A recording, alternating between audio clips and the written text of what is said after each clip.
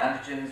The antigen drive comes from dysfunctional apoptosis, and in the context of complement, these complexes bind onto tissues and cause vascular inflammation and all the manifestations that we see.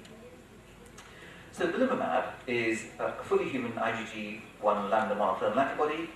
It selectively targets and inhibits the biological activity of BLyS, and if you inhibit BLyS, you induce apoptosis in B cells. So it is a form of B cell depleter. It's not as powerful a B cell depleter as rituximab or pembrolizumab, but the principle is there that it encourages B cell apoptosis. So GSK and Human Genome Sciences have invested several billion dollars, many millions of dollars, in these two big clinical trials. These are the biggest studies ever done in lupus, nearly 1,700 patients from 220 odd centres in 31 countries, and there were two programs, the BLyS 52, which was 52 weeks long, and the BLyS 76, which was 76 weeks long. Over 800 studies in patients in each study. This was the design of the study. This is the composite side. The BLyS 52 had 865, BLyS 76 had 890. To get into the study, you had to have active lupus with a SLEDAI score of at least 6, and you had to be seropositive at entry into the study. This is a learning point from previous pilot studies. You had to have positive ANA and or anti-double-stranded DNA at entry, stable routine therapy, severe disease excluded, and this was a very tightly controlled study in terms of concomitant medication, and in particular, there were very rigid rules on steroid therapy. And I think that's why the Explorer study failed, because we used too many steroids in those studies. So, 3 arms to the study: placebo plus routine therapy, which is standard of care therapy. And this is a very important point. This is not placebo. This is not nothing. These patients continued on standard of care therapy with steroids, azathioprine, mycophenolate, etc. First arm was belimumab 1 milligram. Second arm was belimumab 10 milligrams per kilogram, plus standard of care. The endpoint, and this is the key problem with other studies, the endpoint was put together by the trial group and approved by the FDA for the trial study. So you can see here that this is a composite endpoint, the SLE Responder Index.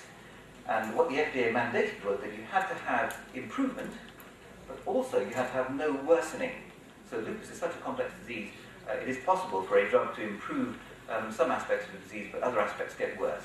And so in order to license a drug, the FDA said you must have improvement. So what this composite endpoint uses is the SLEDAI. So you must have at least a 4-point reduction, but you must also have no worsening by the BioNICE, so no new BioNICE 1A or 2B flares.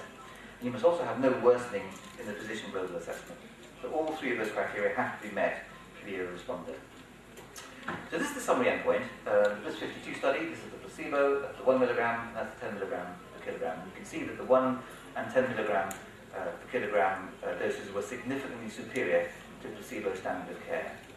In BLyS 76, the 1 milligram was not significant, but the 10 milligram was.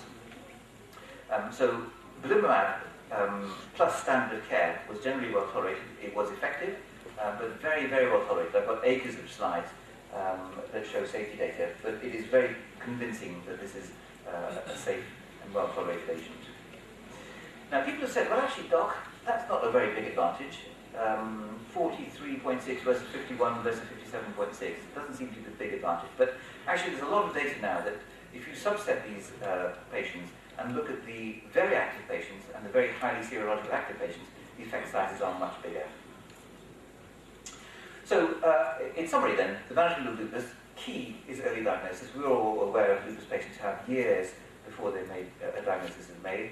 You need to try and stratify to identify high-risk patients and stratify by organ involvement. Tailor your treatment to the patient.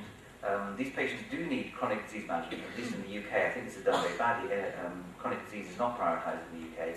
And key is prevention of damage. And by following these strategies, I think we can improve outcomes and quality of life. And my final slide, actually, I contribute greatly to this book, originally started by Hutchinson when I was at the Royal London Hospital. In the front page of this book, I really like this statement about old and new treatments. From inability to let well alone, from too much zeal for the new and contempt for what is old, from putting knowledge before wisdom, science before art, and cleverness before common sense, from treating patients as cases, and from making the cure of the disease more grievous than the endurance